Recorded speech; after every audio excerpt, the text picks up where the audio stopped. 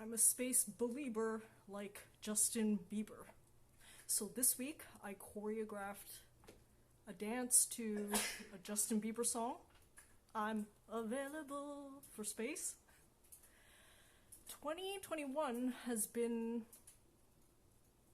the new space age. This year I've participated in 2 space projects.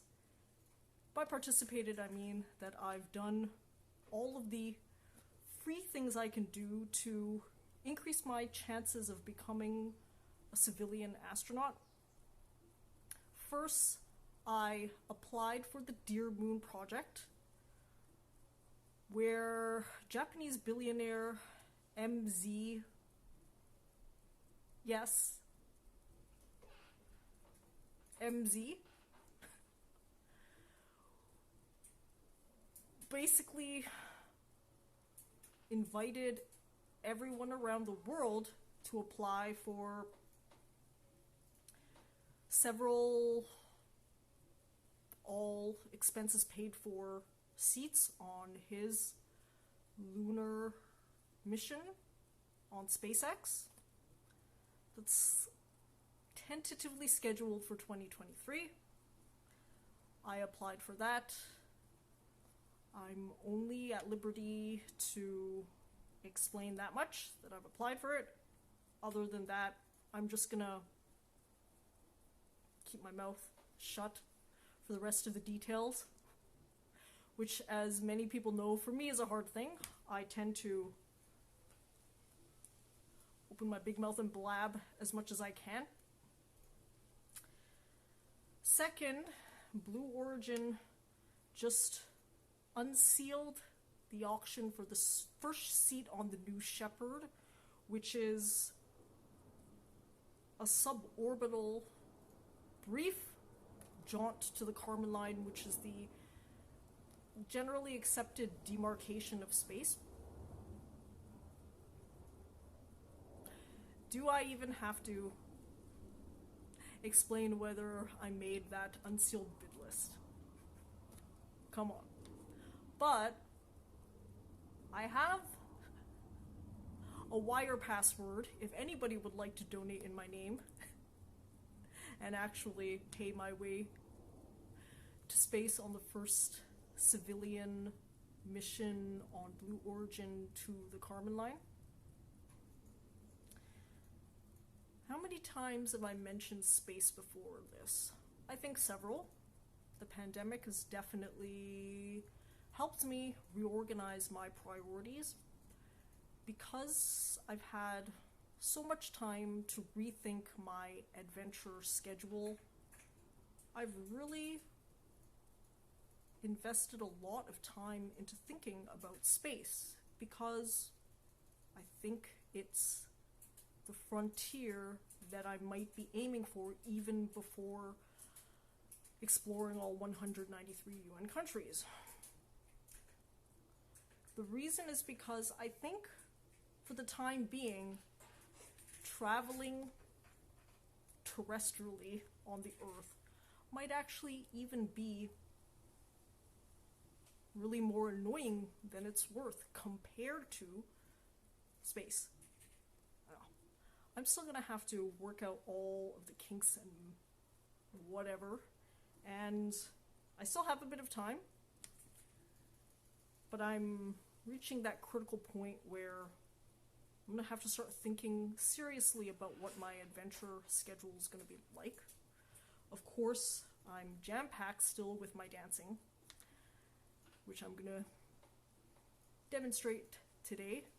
I was thinking of perhaps compressing 2 choreographies today because I'm actually behind one cycle, but I've realized that I can actually catch up my breaking on another day where I have the other breaking choreography. I think that will work better.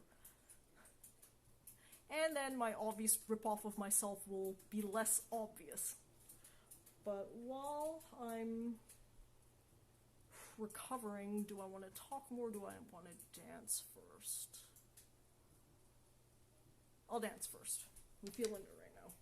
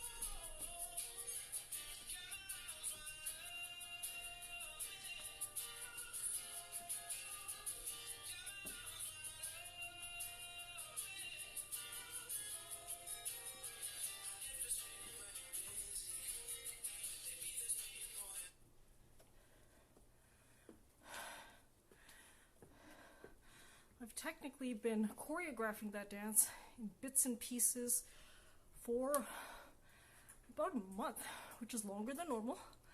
I explained last vlog that I completely skipped one cycle of dancing because I was intending on actually accelerating my progress. How did I end up dragging it out instead? Who knows why. I've been too excited with all these space projects. Last time I blamed David Goggins, ex-military man and ultra athlete, for my absent-mindedness with regards to the dancing and athletic goals this year. But really, it's been space. I'm that absent-minded, yes. Applying for MZ, Dear Moon mission, actually took me a lot of time, and it's because there was quite a lot involved in the process. I also took it upon myself to level up his application challenge with my own extra art output, so that's why it's maybe been a heavier load than the normal application. But that being said, I've noticed that many of the people who applied have applied their creative energies in that way, because I think MZ would favor creative people. After all, his original mission was actually to bring several artists with him to the moon. To clarify, what they're really doing is orbiting the dark side of the moon and coming back without a lunar landing.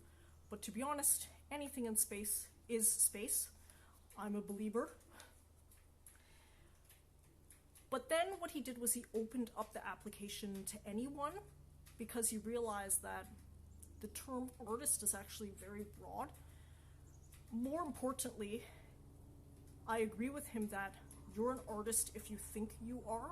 I think that's the major hurdle already. Just like you're a comedian if you think you are. Because the average person usually has too much modesty to claim those things unless they're good at it. But my opinion is that if you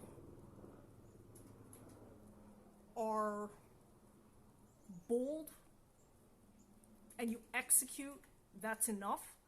Again, whether other people like your art is a completely different issue that I always extract separately. When I create the art, I create it loosely for me, but more importantly, for the art itself, if that makes any sense. I've explained this again many, many times. The art is like a separate person that resides in me, a separate entity, a separate spirit, a separate muse, and that's the only thing I honor, putting my own selfish needs aside. That's the only thing that I'm very selfless with. Otherwise, I usually am a person who takes care of my own needs without being at the expense of others. I best explain it as I negotiate win-win scenarios. We're always win-win. Sometimes I think that colloquially people think that anyone who negotiates is trying to negotiate a win-lose. So they win and the other party loses, or the opposite way. Okay? The other party is negotiate a win-lose position that a lot of the times actually the other party is negotiating a win-lose. So I am actually just trying to negotiate it into a win-win for me. That's how I conceptualize negotiating. I never worry about taking advantage of others because I've never been in a contract where that's happened, because I think that that can never actually happen by default if the other person is functioning normally. That's why they have rules, laws about what type of person can enter a contract. People who have mental disadvantages can never enter contracts by law anyways, because those contracts will be null and void. So outside of those types of people, anyone who's a thinking, functioning human out in society is always going to negotiate on their own best interests. Now, the only thing that happens is after a contract happens, retrospectively looking backwards, a person, even you, might realize that you fucked up because you made the wrong assumptions. Remember, a lot of times when you're negotiating based on assumptions of how things will go.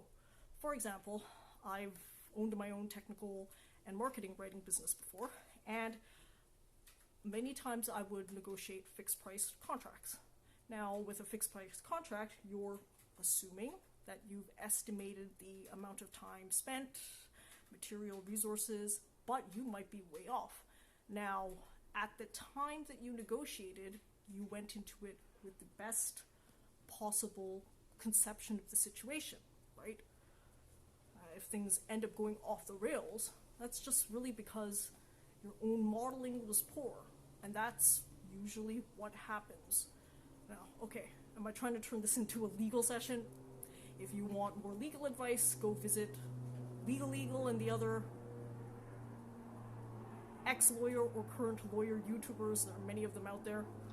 Why did I go on this side tangent? The reason why is because I'm again trying to honor the concept of creativity and how my creativity has been split so many different ways.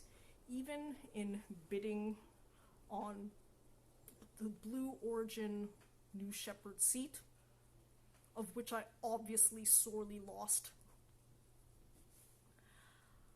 I was trying to think, strategize, be creative with the way I bid, but of course,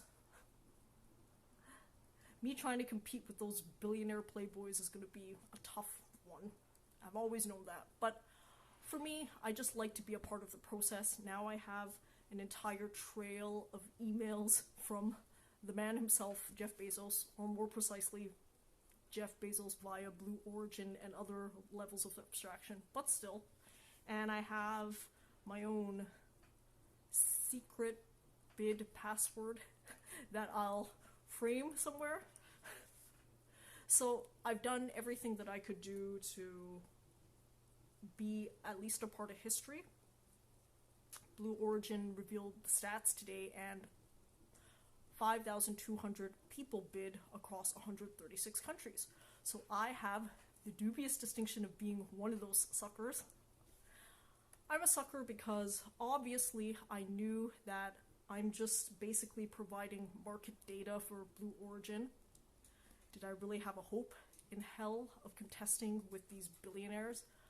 But again, being a part of history, you can be it in any way you want. And I bid a price that I was willing to accept and pay. So I took the process seriously, but the market works the way the market works, and people quickly, rapidly outbid me. In fact, when they revealed the bid this morning, it was already multiple times greater than what I could have ever afforded, and multiple times greater than my bid. This morning, Blue Origin released the bid, high bid at 2 million as of when I was awake, but it started at 1.some million. And then it's rapidly now increased to 2.8 as of my last checking. I think it's gonna settle for around 5 million. That's my guess. I think that 8 figures is too much, because by the time you're getting into 8 figures, you can actually pay to go to the International Space Station or be very close to something like that. You could probably at least do a orbital. So there's a difference between suborbital and orbital. Suborbital is basically rocketing up to the mythical, generally accepted space demarcation and then coming back. Orbital, as the name suggests, you're actually orbiting around. Later this year, the first civilian crew is going up on SpaceX with the commander CEO Isaacson. I think that's actually a really cool project too, because although he has fighter pilot expertise, he's still a civilian pilot. I mean, best described, they basically make it sound like the difference between an astronaut and even his level of expertise is a great leap. Okay, I guess. From what I remember, our famous ground control to Major Tom, Colonel Commander Chris Hadfield actually has piloted every single aircraft known to man, including a spacecraft. So when I read Isaacson's resume, that seemed like he probably could have contended to be an actual astronaut selected by his home government, but it's hard to know because to be an astronaut, obviously the requirements are so select, cream of the crop. For example, I've mentioned a famous astronaut before, Johnny Kim, who is NASA astronaut, Navy SEAL, and medical doctor. This guy's fucking crazy. But, okay, before I get too out of control thinking about space and this and that and the other, I gotta get 2 more passes of my dancing in.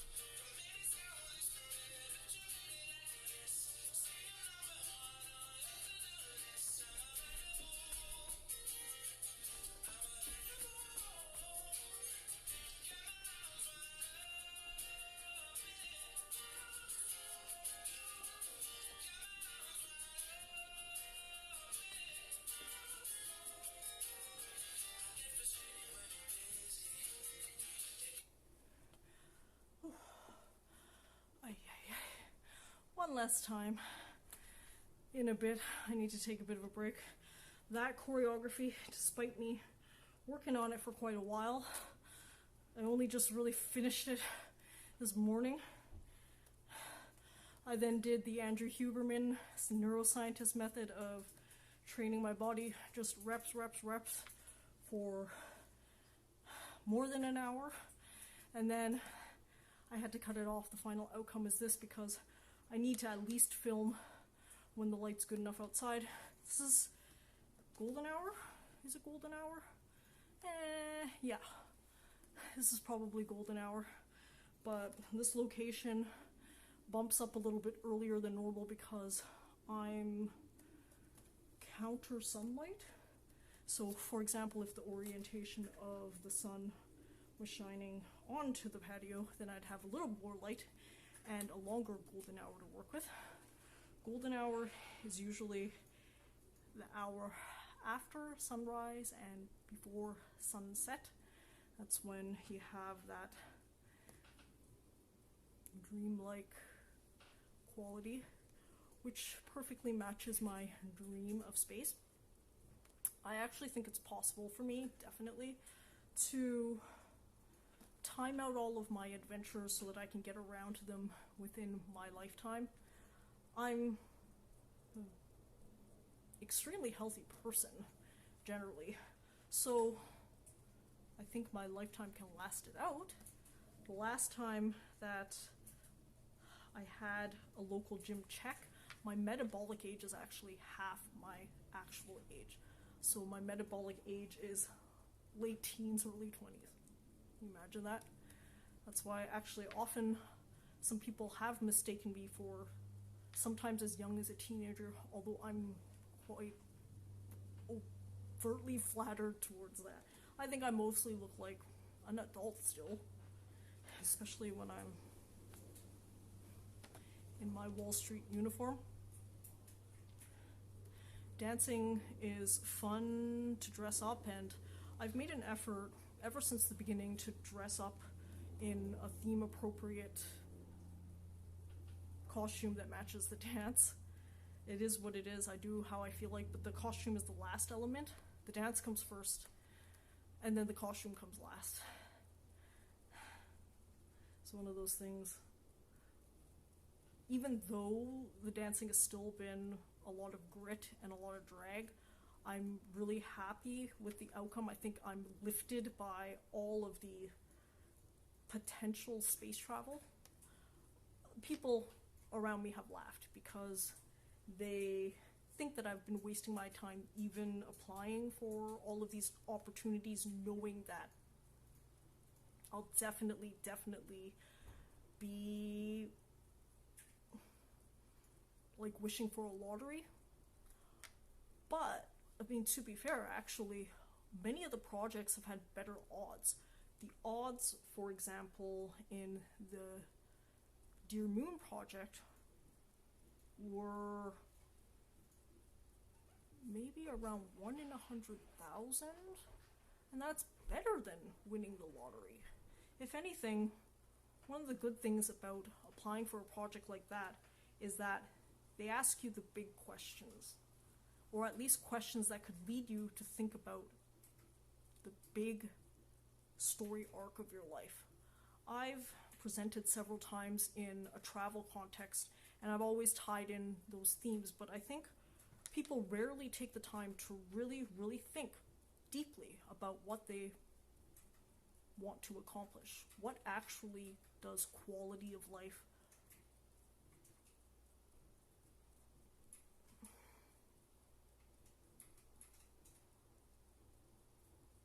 look like, feel like? How do you action it? So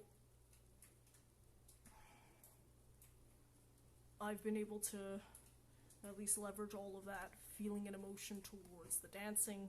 This week has been more dancing and space focused. Last couple of weeks have been rockumentary focused, so I've had just many things swapping back and forth. Lots of adventure still, and probably more options opening up as we start to open up again. I'm going to be dosing myself at the end of May, and that'll open up probably some more options for me. The main one being scuba diving.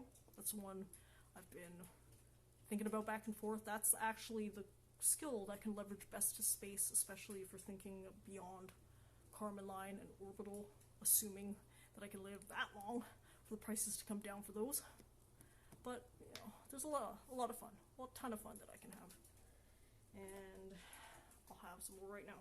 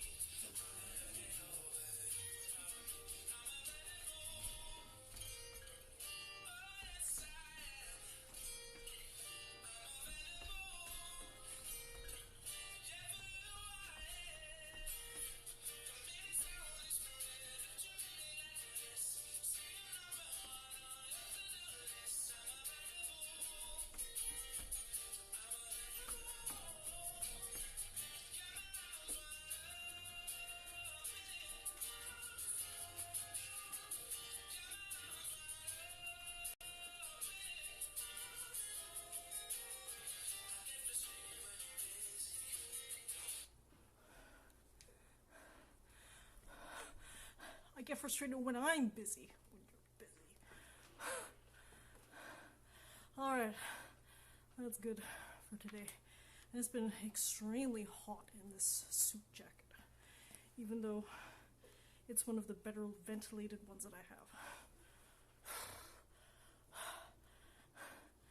Time for some ice cold lemon water.